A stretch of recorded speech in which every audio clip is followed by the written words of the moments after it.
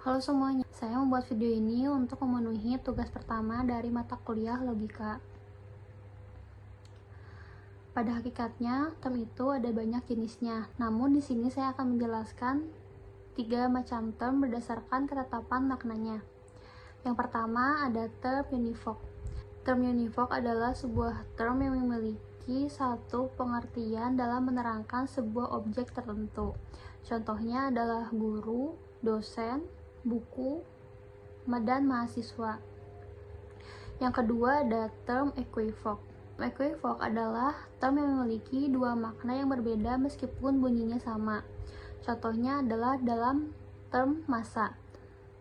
Dalam ilmu fisika, massa adalah jumlah materi yang dimiliki sebuah benda, tetapi massa juga bisa diartikan sebagai sekumpulan orang. Selanjutnya ada term analog.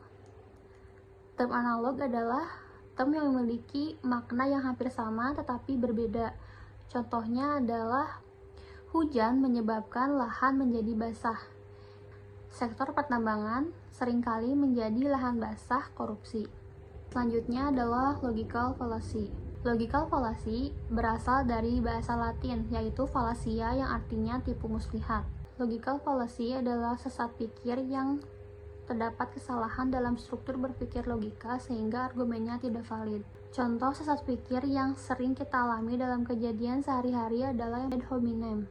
Ad hominem merupakan sesat pikir yang terjadi ketika ada dua orang yang saling beradu argumen, lalu lawan bicaranya yang lain itu melemparkan argumen yang menyerang hal-hal yang pribadi. Contohnya, ketika ada dua orang pengendara motor yang saling adu argumen tentang pentingnya untuk berkendara secara hati-hati di jalan. Lalu, lawan bicaranya tidak terima dan melontarkan argumen yang menyerang hal pribadi.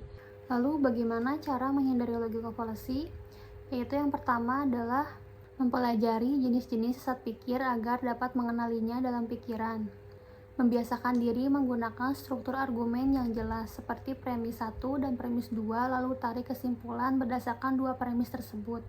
Tetap tenang dan berpikir objektif, karena emosi cenderung akan membuat kita untuk berpikir secara subjektif. Keempat ada latih analisis argumen. Ketika membaca sebuah informasi, opini, atau menonton debat, cobalah untuk menganalisis argumen tersebut.